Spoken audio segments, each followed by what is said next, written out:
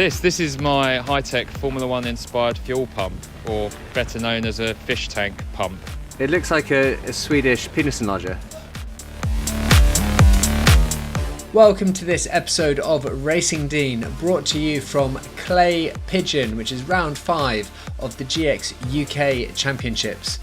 The best places to overtake are coming into or coming through turn 2, and then also coming into the hairpin at the end of the back straight.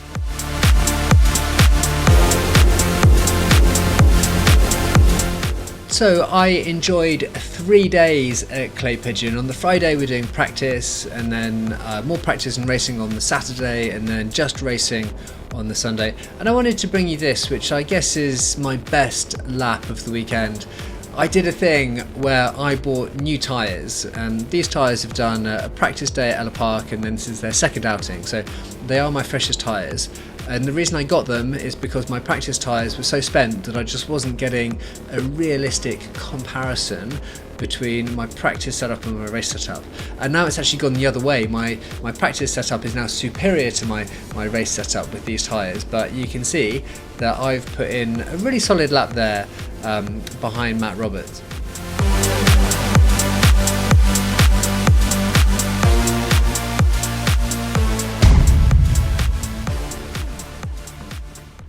We joined this video on Saturday where I'm having a bit of trouble getting one of the hubs off of my rear axle. I tried to drill out the bolt, but I wasn't having a lot of luck. I have never seen that one. And this chap comes along with his grinder and makes light work out of that bolt. I don't know why I was drilling at it for so long. Problem solved.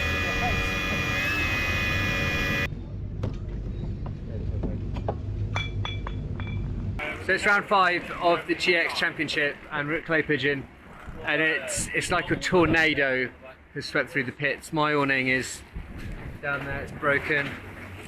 We've had rainstorms. It's just all round carnage. And race 1 is next.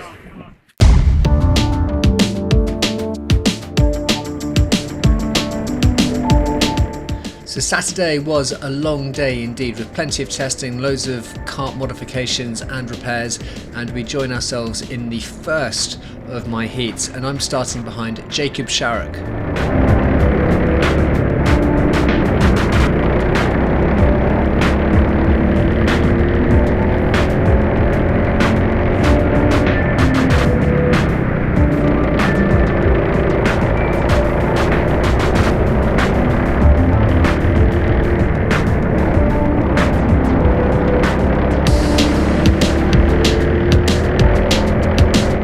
So we've had a clean start to the race. Jacob has made really good progress through the field, and here I am behind number 80, who is Jake Warren. And all weekend I enjoyed great top line speed because I was running 2071 in my gearing, which seemed quite a lot lower than other people's, but it was really working for my engine.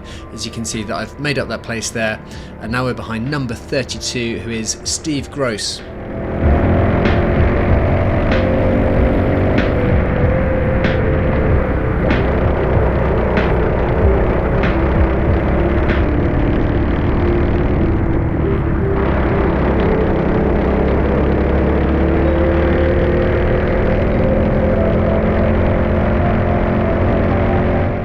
I'm firmly focused on moving forward, so we fast forward a few laps, and here I am behind Dan, and I caught him up in 2 or 3 laps, and then I just feel like I lost my opportunity to get by him.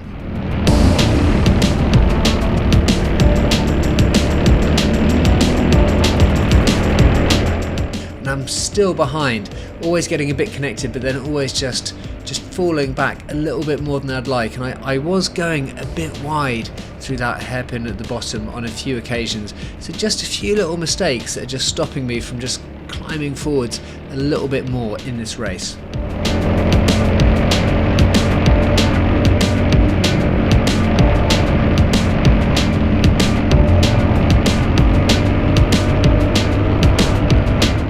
So 0 minutes, 0 seconds on the clock, and this would be the the last lap pretty much, and we've just lost another place through going a bit wide through that second corner. So that's number 81, who is Sam Hooper. He's just got past. In actual fact, we're going to see a lot of Sam and his racing buddy as well. Hello, mate. Yeah, sorry, mate. There was a bit of contact when I went past you there, but we just came together a bit, didn't we? No, not at all, mate. Yeah. I honestly didn't think so. Yeah, okay. It's hard to know from mine.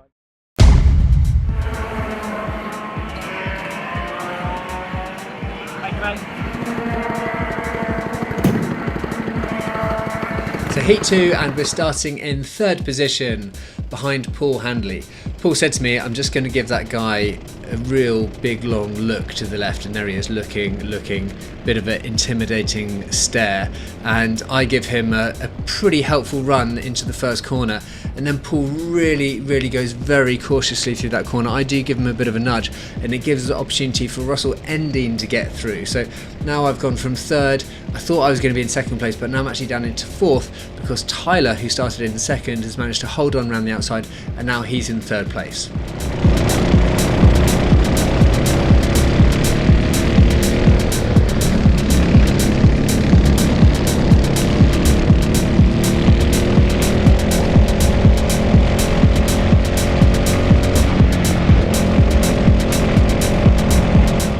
Tyler had great pace this weekend, and in practice and in the heats we had some facings off each other where one of us was faster and one of us was slower, so I know that we're kind of round about the same speed. Right now in the race I feel like I've maybe got a tiny bit more pace, but rather than necessarily make the move, I'm just going to try and push Tyler forwards as best I can so that we can escape the pack behind.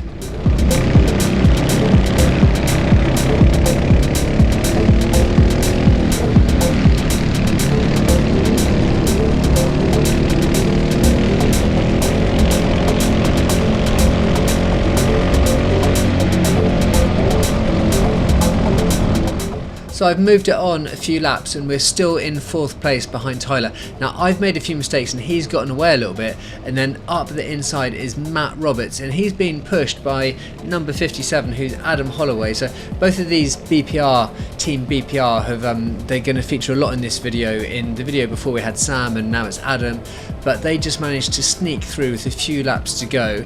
I suppose I deserved it because I did go a little bit wide through that kind of 1st, 2nd corner, but overall the general position is good. We're in 6th, and that is where the race would finish.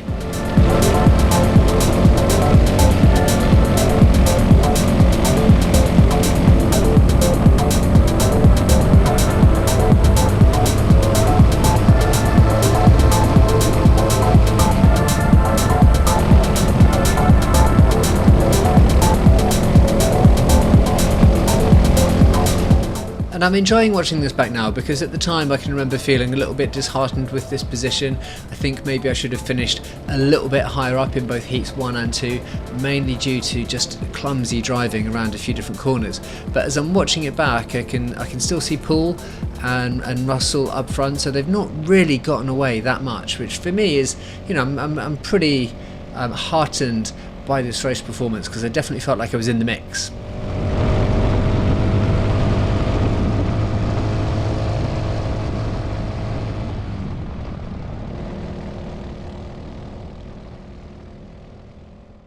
There's my dad. He came along to watch for a few hours and was helpful during that time because I'd crashed in the wet, and he was able to find a fence post and help me straighten out my side pod by kind of leaning down on it to straighten things out.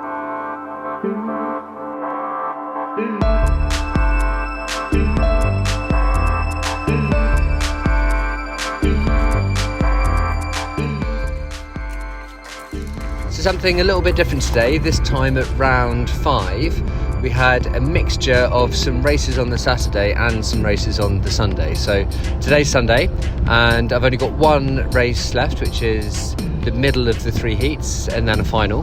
Now I've got my back of the grid start, so we'll see how we go. It looks like it's going to be really sunny. Yesterday we had all the seasons. We had wind, we had rain, we had sun, but today looks really nice, so fingers crossed for a good day's racing.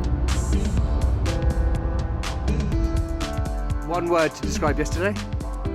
Soggy. What did you have for dinner? I can't remember. I don't know. I had ham, egg and chips at a hotel. One word to describe yesterday. Shit. And what did you have for dinner? Pizza. Minerals. Frustrating. Slippery. And what did you have for dinner last night? Pizza Hut. Oh, I had some loaded nachos from the hotel down there. Bloody delicious. This is my high-tech Formula One inspired fuel pump, or better known as a fish tank pump. It looks like a Swedish penis enlarger. It can double as that. Unfortunately, I'm too small to see any benefit. Potential. Torrential. Damp. Pizza Hut. 2 Big Macs. Oh, Pizza Hut, it was awful. And what did you have for dinner last night? 2 barbecued burgers and a couple of sausage rolls, bit of old bacon and sausage from Paul's van.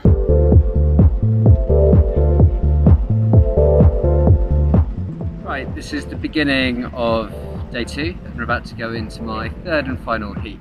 So far under the belt we've got a 9th and a 6th. And this is my back of the grid start, so let's see how we do.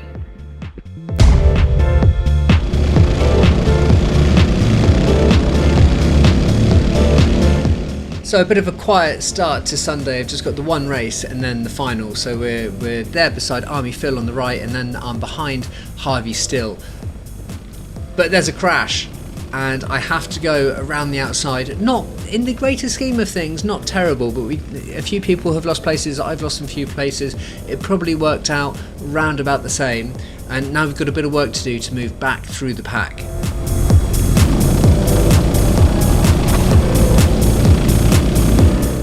Kudos to Harvey still there. He's making it work around the outside. Now he's got the inside on this corner. I'm going to do my best to push him through and just stay on the outside of that novice. He's been kind and didn't crash into me. We've gone forward 1 lap and the positions have held, but now I'm going to see if I can help Harvey down the straight so that he can make a move on number 94, who is Alex White.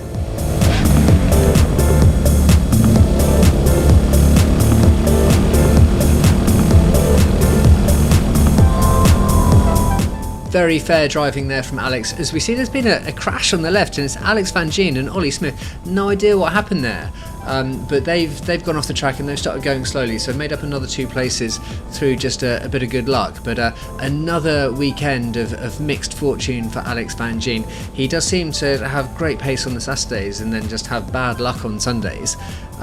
He would be in the B final and have to make his way back into the A final, but he did so valiantly, and I guess he finished on a decent outcome in the end.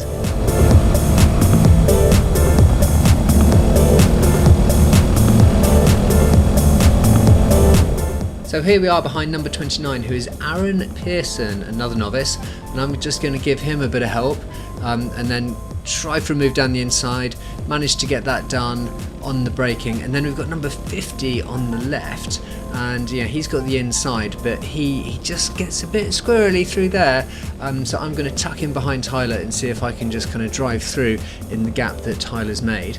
And here we are once again behind Tyler, so let's see what happens this time round.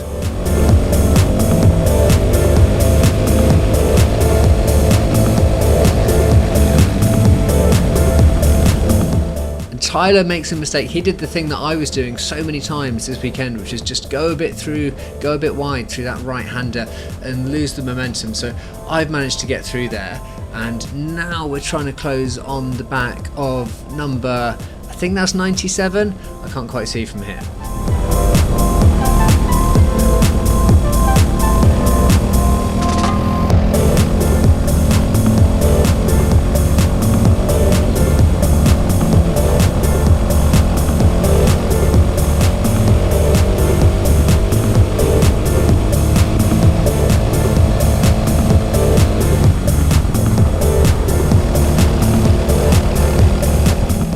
And just as I was explaining that Tyler made that mistake that I so often did, I then also make that mistake again, and this time it's Ash who's managed to get through, and he's given me a frantic "let's work together," which promised me I was thinking exactly the same thing, Ash, so I'm going to do my best to stick with you. But somewhere I've just lost a bit of momentum, and in actual fact I know that I was just going a bit too heavy into that hairpin and losing momentum, something I was able to fix in the final because I realised it was letting me down in the heats. But so I'm going to do my best to kind of catch up with him and see if he can catch up with the group, but it is the final lap, so this would be the final position.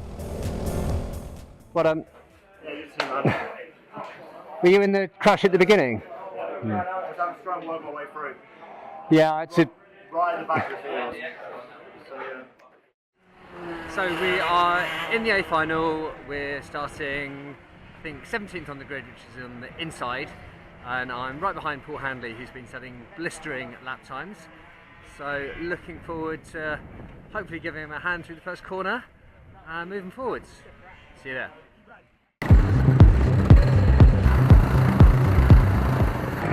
How's your day? Yeah. I've had a good weekend. I'm not far back because I took someone out.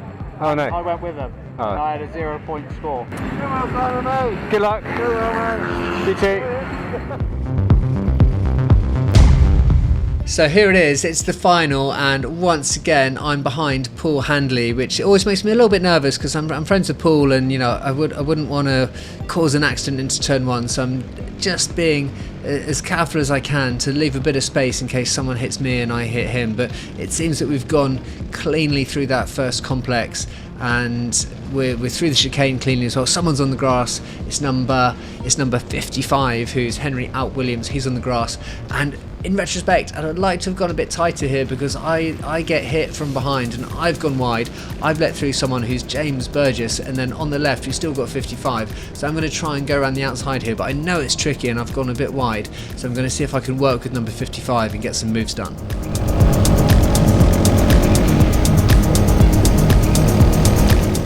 And Harvey and James have gone a little bit wide there, so can I use the momentum and stick in behind number 55 here and get the run into that kind of second corner kink? And it's looking good so far. I'm on the inside. Can I hold the position from Harvey? No, we've just managed to get about 2 carts through the chicane, so I'm still behind him. But then number 57, Adam Holloway's been impeded, so if I give Harvey a little nudge, we can go through on the inside and see if we can hold that position with a bit of luck. Yes, I've got it. So no, I don't have it. Now Adam is still there, so he's managed to hold on to that place here, and James Burgess is still there as well, so he's on the inside, but now I'm on the inside for the next 2 corners, so that should get the job done.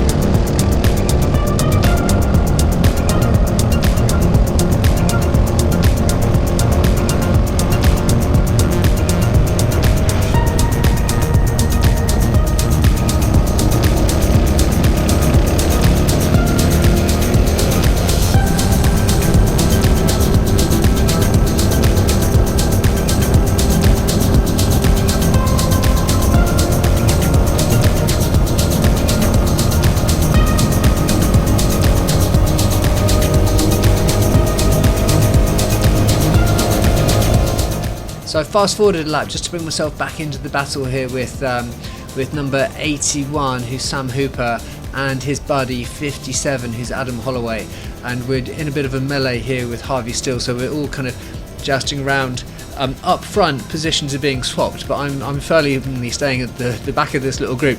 But whoever I'm with, I'm going to see if I can give them a push to get them back in the race.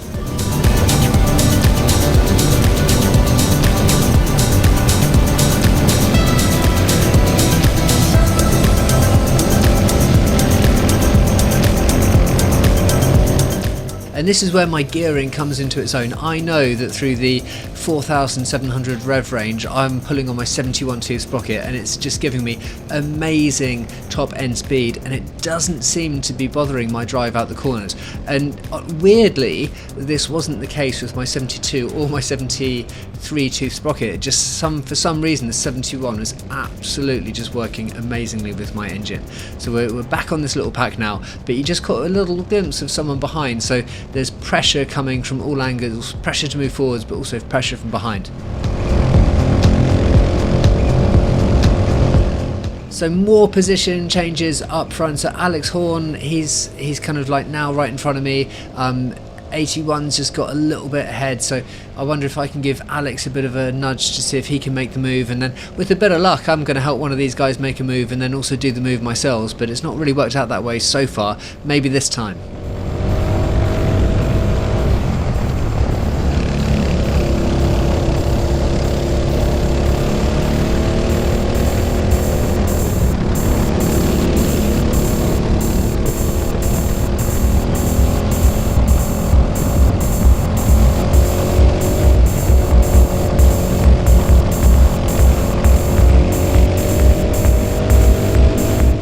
I'm absolutely loving this race so far. It's been a lot of fun. Like, I'd like to be moving forward a few more places, but at the same time I'm just really enjoying the closeness of the racing. And you know, Clay Pigeon, it's not the most interesting track and it's probably not my favourite track, but there is something to be said for just the kind of the flow of going round and round. You really do hit a rhythm, and that's where I give Alex a bit of help just to get past number 81 Sam.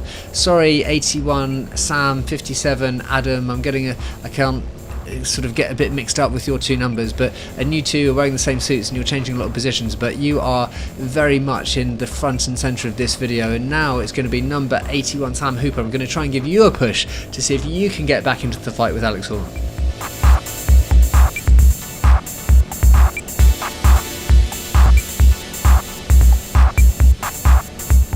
So once again there's a move that happens in front of me and I'm unable to quite tag on the back of it, so now it's going to be number 55 Henry Alpsis. We're going to help you catch onto the back of these guys and see if you can get the move done.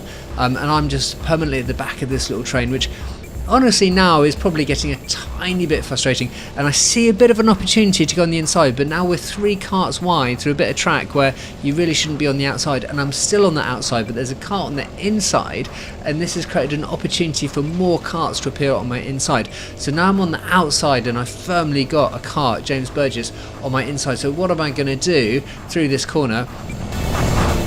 I'm going to horribly outbrake myself and lose 3 places. So actually it wasn't James Burgess, it was Paul Zanatachi, and now we've got Ollie who's come through, and then I've got Tom Angier who's got through on the inside. So I've just had a cataclysmic lap there and lost a bunch of positions, and I have to say I was a bit pissed off with myself because I didn't need to have outbraked myself that much into the first corner. And I know that Lennox, the highest performing novice, really great guy, really friendly dad, I know that he's behind me as well. So we are running out of laps, so I've lost all of those places and we've got 1 minute 21 seconds to go. So a little bit of frustration, I would say, and I've gone wide again. And this time Lennox, Ferguson, Walker, LFW, he's now made the move. And kind of, I'm just thinking, well, this is, you know, the best part of my race is now done. Like, I've lost so many positions, so what I'm going to try and do is just push Lennox forwards and maybe give him a good result if I can.